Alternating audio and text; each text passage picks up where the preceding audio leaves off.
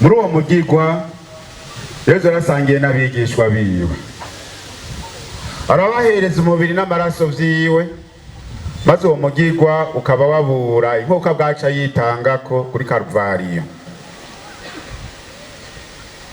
Nka kumwe Mekisedeki umwami w'i Salemu yafashe umukate n'umuvinyu akabihereza kw'inkuka ngo ashimishe Imana, niko n'umusaseredoti ahereza ibishusho vy'umukate n'umuvinyu. Ariko mu isezerano nshasha uwo mukate n'umuvinyu bihinduka umubiri n'amaraso vya Yesu Kristo, umubiri watanzwe ku bwacu n'amaraso yasesetse ku bwacu no ku bw'abantu bose ngo bakire. Igihe cyose aherejwe inkuka ya misa, iyo nkuka Yesu Kristo yitanze ko rimwe rizima irasubirwamwo mu buryo bw'icibutso. Agaciro k'inkuka y'imisa umusaseredoti yatwe umusaseredoti busuku ahereza gashinze imizi muri iyo nkuka ya Yesu Kristo, ko yabwiye abatumwa biwe ati muzokwame mubigira munyibuka. Hadi na hati igihe cyose muzofungura kuri uwo mukate mukanywa no kuri icyo gikombe, muzaba muriko murabura urupfu rw'umukama gushika hazogarukira. Urwo rupfu rw'umukama nibwo rwatubereye isoko ridakama, rya soko tuvomamwo ivyiza vy'ubukiriro bwacu.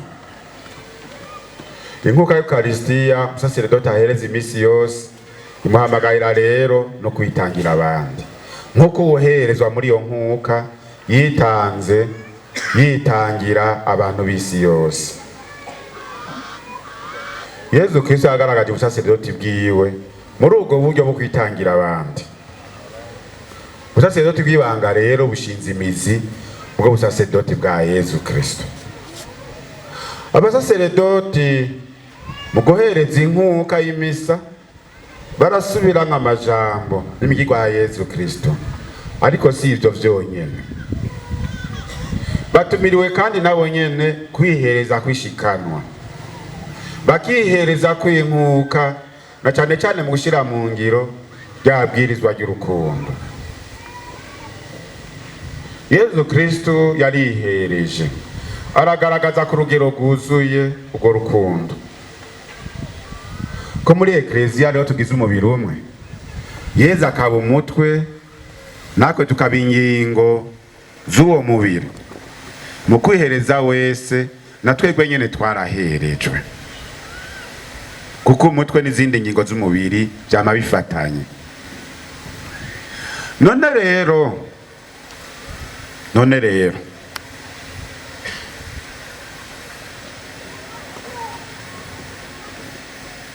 kubwiwe hamwe nawe no muri we nyene twarabaye imperezwa nzima.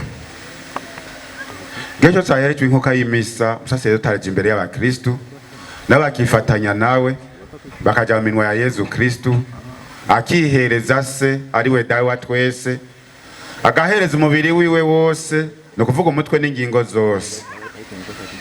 Hano hashingiye ubusaseredoti rusangi dusangiye twese kwibatisimu yatwinjiye mu bumwe bwa Ekleziya, umubiri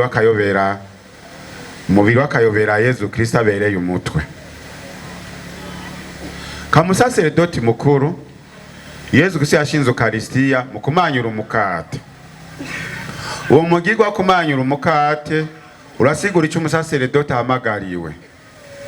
Nk'ishikanwa ahamagariwe kwihereza, akitanga, eka mbere akemera no kumanyagurika, agacika utuvunji. Uko kumanyura umukate yagize kuwa kane mweranda ku mugoroba, vyabura ukugene bwaca bamufata bakamukubita bakamumanyagura gushika acika ubunywenywe, gushika sigare ageranywa n'utuvunji. N'umusaseredoti mu guhereza inkuka aramanyura igisho c'umukate yibuka ko yatiwe kugira ngo yemere nawe nyene kwitanga, yemere kumanyagurika, gutyo akaba abaye inyishu y'ubutagondwa bw'abantu bwigaragariza cyane cyane mu bwishime no mu kudadarira mu kabi. Ni naho n'umuryango wose w'abantu uhatorera akajisho. Kubw'abantu abatorerwa ubusaseredoti bw'ibanga nta na kimwe baba basanzwe barushije abandi. Kubw'abantu, kuvy'abantu babona n'amaso yabo, abatorerwa ubwo busaseredoti bw'ibanga nta na kimwe baba barushije abandi. Iyo haba amatora rero asanzwe, iryo banga kumbure ryotorewe abandi. Ariko rero ijisho ry'Imana rishikaho abantu batagera. Ijisho ry'Imana ntirimeze nk'ijisho ry'abantu. Ijisho ry'Imana rishika kure aho abantu batagera. Ari naco gituma Pawulo mweranda wari wayandikiye Abakorinto abiseyura ati, ibijuju mu maso y'abantu nivyo Imana yitoreye ngo itetereze incabwenge. Abatagira ububasha nibo Imana yitoreye ngo itetereze abagendera mu bubasha bwabo. Tagira akajyango mu bantu n'abakengerwa ni Imana yitoreye. Ati nibitariho mbere Imana yaravyitoreye ngo igire ubusa ibiriho kugira ngo ntihagire umuntu n'umwe yihayagiza imbere y'Imana. None rero ku Imana yadutoreye abasore, umwe wese arafise iciyo Mana yamubonye ko ku buryo niyayigamburukira azotuma benshi babohoka kubera ubutumwa azoba ariko ararangura.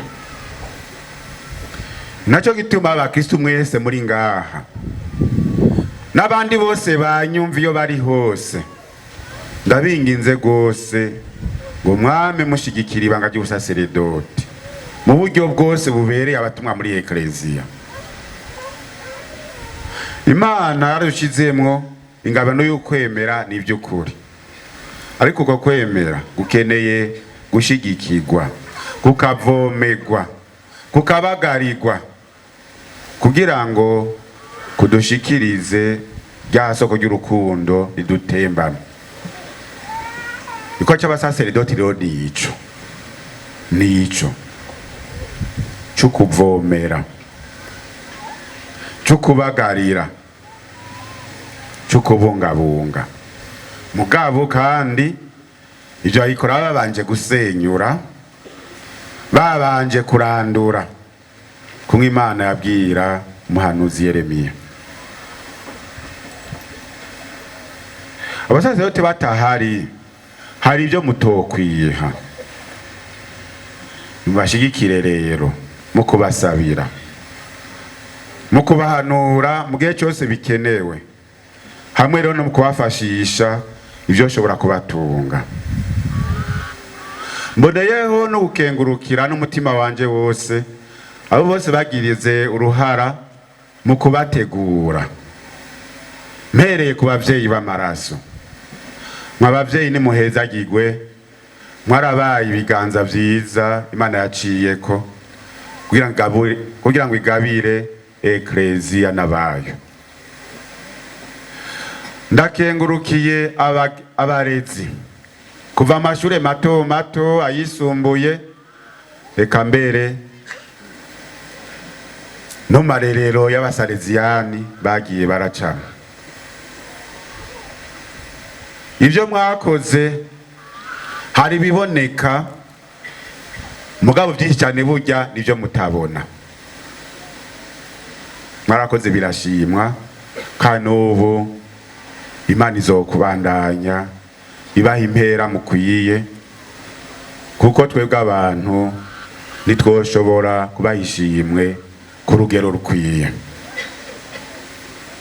Namwe bavukanye mudukoranije kuri uyu munsi, naho twobaragiza atari Yezu we Musa n'abera ndamugororokeye, cyane cyane Bikira Mariya muvyeyi wa ekleziya, hamwe rero na Don Bosco umuvunyi w'abasaleziyani, ariko akaba n'umuvunyi wa twese. Mubihe byose muzoterwa n'ibigeragezo bitandukanye, muribuka kwitura uwatsinze agatsinda isi, agatsinda umwansi, agatsinda urupfu. Uyu munsi kumwe yabwira Petero, arabwiye umwe wese ati ragira imyagazi yanje, ragira intama zanje. Nimuragirire Yezu, niwe mwungere mukuru, mubere igikoresho, ibisigaye navyo azovyitunganiriza muri umwe wese, kuko Mukama abwiye umwe wese ku mutima wiwe ati ntutinye, turi kumwe, ndaguhagarikiye. Amen.